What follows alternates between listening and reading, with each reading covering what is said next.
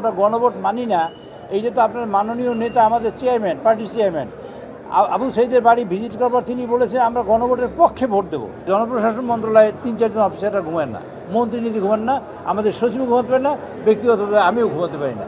এই আমরা সবাই সজাগ থেকে বিলগুলো নিয়ে আসার চেষ্টা করছি, সেই জন্য বিলগুলোর টাইমলি আমরা আনতে পারি না, বাট যখনই আসছে তখনই আমরা হাউজে পেশ করছি। প্রতিটি বিল 900 কপি করে ছাপতে হয়, 133টা বিল আপনি হিসেব করে দেখেন, আবার এখানে order of the day ready করতে হয় ইত্যাদি। সব মিলিয়ে আমরা সিদ্ধান্ত নিয়েছি তখন যে আমরা 16টা বিল, এটা আমরা একটা রিপোর্ট আকারে পেশ করেছি, একটা কনসেনসাস আছে। এই 16টা বিল আমরা পরবর্তীতে এটা আপনাদের দেখাচ্ছি, পরবর্তীতে আমরা আলাপ আলোচনা করে এটা আমরা সিদ্ধান্ত নেব এবং এইটা আমরা ল্যাপস করলেও এখন এটা আবার নেক্সট সেশনে আমরা আনবো, এরকম একটা সিদ্ধান্ত। সেই সিদ্ধান্তের কারণেই আমরা পার্লামেন্টে আজকে এই সেশনের লাস্ট বিল আমরা এখন পাশ করে বেরোলাম।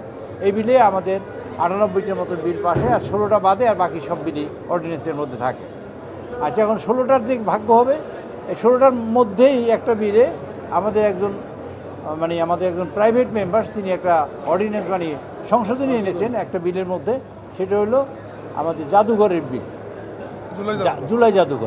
জুলাই জাদুঘরের বিলটার মধ্যে সংশোধনী এনেছে এই কথা বলে যে এই জাদুঘরটা এই দেশের মানুষের জীবন যে গেছে এবং জুলাই যুদ্ধে যারা নিহত হয়েছে এবং আহত হয়েছে তাদের একটা স্মৃতি, 71-এর স্মৃতি, 71 থেকে আজ পর্যন্ত যা হয়েছে সব এখানে একটা জীবন্ত স্মৃতি হিসেবে থাকবে। এটা জাদুঘর না বলে অন্য কোনো নামে অভিহিত করা যেতে পারে এই ঘরটাকে। কাজে এইটা রক্ষণাবেক্ষণ যেমন একদিকে কাজ, আরেকদিকে এটা ডেভেলপমেন্টের কাজও অনেক বেশি রয়েছে এবং তার সাথে সম্পৃক্ত মন্ত্রণালয়। আমরা এখানে সংশোধন নিয়ে এনেছি একজন প্রাইভেট মেম্বার, সেখানে এইটা সভাপতি হবে মাননীয় মন্ত্রী। তা এখন সকল মন্ত্রণালয়গুলো সরকারের ইচ্ছে মতো চলে, সরকার পরিবর্তন চালায়। এখন এইখানে মাননীয় মন্ত্রী সভাপতি হলেন না, সমস্যা কী হলে জানলেন না, সমাধান করবে কী করে, ডেভেলপমেন্ট কীভাবে হবে তা তিনি জানলেন না, কাজটা হবে কীভাবে, এইটুকু অধ্যাদেশ আনা হয়েছে। এটুকু অধ্যাদেশের কারণে মাননীয় বিরোধী দলের নেতৃবৃন্দ অনেক সময় কথা বলেছেন।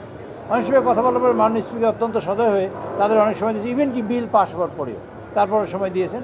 তারপর আমি বলেছি যে এই বিষয়ে যদি আপনারা মনে করেন, আমি নিজে দাঁড়িয়ে বলেছি, তাহলে আমরা নেক্সট সেশনে, ইভেন এই সেশন চলাকালীন সময়ও এরকম একটা বিল আনা যেতে পারে। আবার আমরা একটা সমঝোতার হাত বাড়িয়ে দিয়েছি, তারা অনেক সমঝোতা করেছে, আমরা তাদের ধন্যবাদ দিই, সাধুবাদ দিই।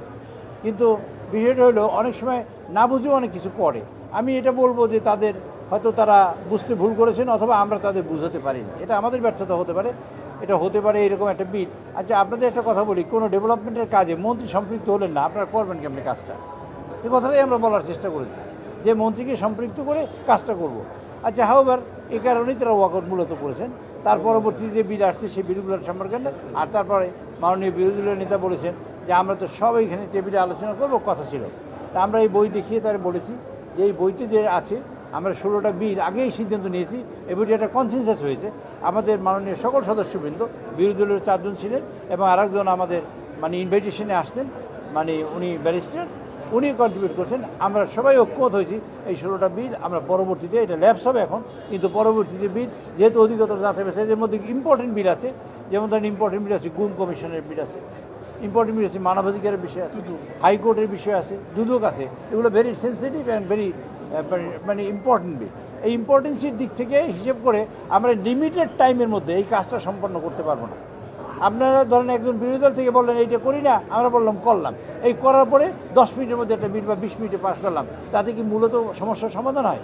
আমরা চুলচেরা বিশ্লেষণ করতে চাই এবং রিয়েলি বিরোধী দল তাতে কন্ট্রিবিউট করতে পারে, তার জন্যই আমরা এই বিলগুলোকে ডেফার করেছি এবং বলেছি আগামী যে সেশন বসবে, বাজেট সেশন, সেই সেশনের মধ্যে আমরা এই বিলগুলো নিয়ে আসবো। এ কথা বলেই আমরা বলেছি, তারপরও তারা ওয়াকআউট করেছে।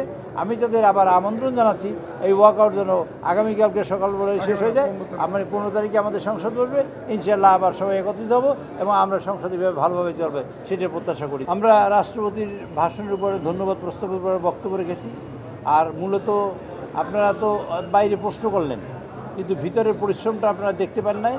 আজকে অনেকটা স্কুল ছুটির মতো ছুটি হয়েছে, আমরা যখন 14 তারিখ ছুটি দিয়েছি, 15 তারিখে সবাই আনন্দ প্রকাশ করছে। এই জন্য যে ধরুন আমি আপনাকে বললাম আমি ঘুমাই নাই 3-4 রাত পর্যন্ত, আগামীকালকে সারাদিন ঘুমাবো, কার সাথে কথা বলবো না।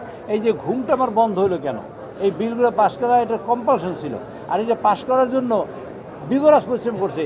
এতটা সময়ের মধ্যে এতগুলো বিল একসাথে স্বাধীনতার পরে এখন পর্যন্ত পাস হয়নি। আমরা গণভোট মানি না, এইটা তো আপনার মাননীয় নেতা আমাদের চেয়ারম্যান, পার্টির চেয়ারম্যান আবু সাইদের বাড়ি ভিজিট করবার তিনি বলেছেন আমরা গণভোটের পক্ষে ভোট দেবো, তাহলে এত ভোট আসলো কোথা থেকে? ক্যাম্পিং করছে। নিজেই ক্যাম্পিং করেছে, আমরা মানি না মানে কি? এই প্রশ্নটা করারই তো প্রবলেম হয়েছে। ধন্যবাদ।